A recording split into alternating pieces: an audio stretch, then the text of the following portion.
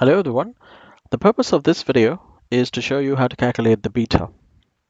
Now to calculate the beta, I will need a set of data for the company that I've chosen.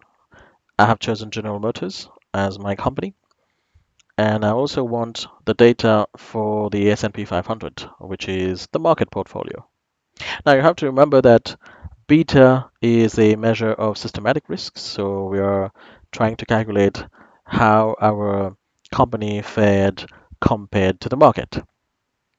Now, to obtain the data, you need to go on yahoofinance.com. So you go on yahoofinance.com and you will have this set of data. Here I already have for the S&P 500. What you need to do is you click on historical data.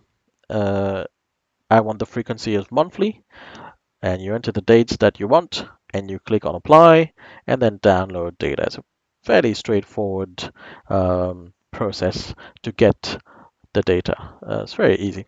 But bear in mind, you need the adjusted closing prices. The reason is the adjusted closing prices takes into account any dividend and stock splits.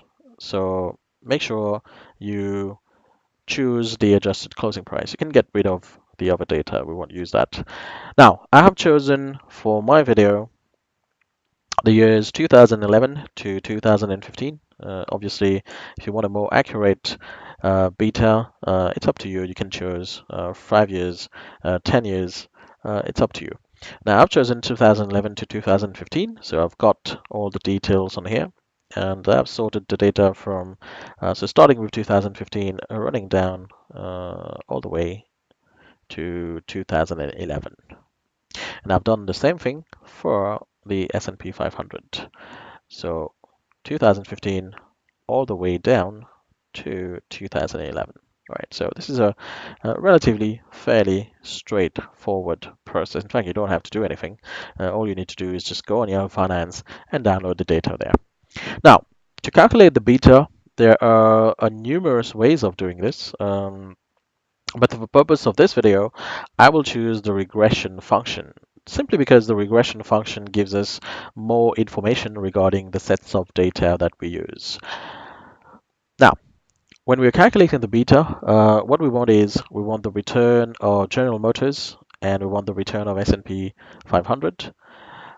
Fairly easy process again. So we want to insert a formula here. So to get the return for S&P 500, I want the latest return minus. So basically here, I want the return in December 2015 minus the return in November 2015, and then divide by the return of November 2015. Yes, and this gives me a negative 6.05%. So obviously I want this data for all the periods. So I'm going to drag this down up till now. You'll notice that for this one here, we don't have the data. This is fairly obvious because I don't have the previous data so basically December 2011 here. So December 2010. So I'm sorry. So I'll just get rid of this. Now let's go back and do the same thing for the S&P 500. So what I want is I'll just insert the same formula here. So I want the return, so December 2015 minus the one for November 2015 and divide by November 2015. And there you are in percentage terms. Yes, so there you are. I have all the data for General Motors and S&P 500.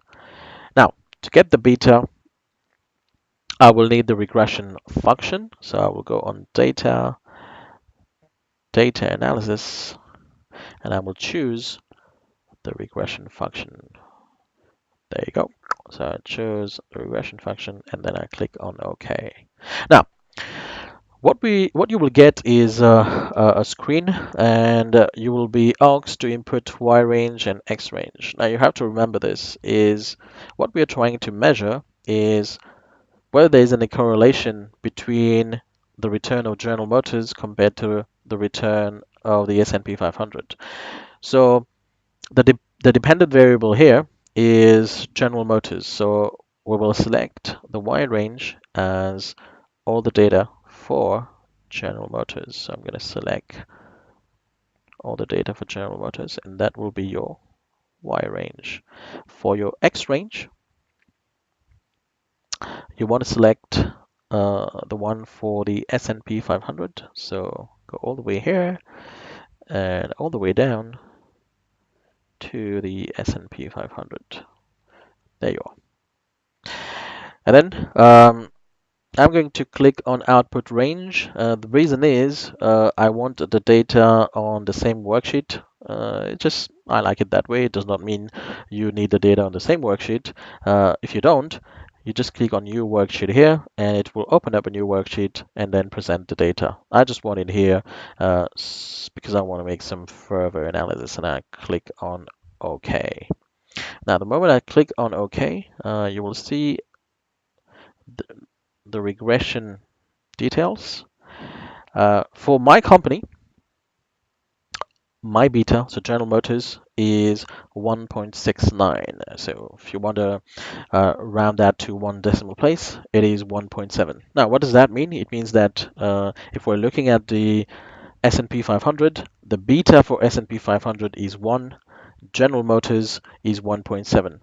It just means that our share, so for General Motors, is relatively riskier than the market. So that's the beta of 1.7. Now, another set of data, so another observation I want to highlight is the R square here, the R square. Now, if you want to put that in percentage terms, the R square, it gives us 44%.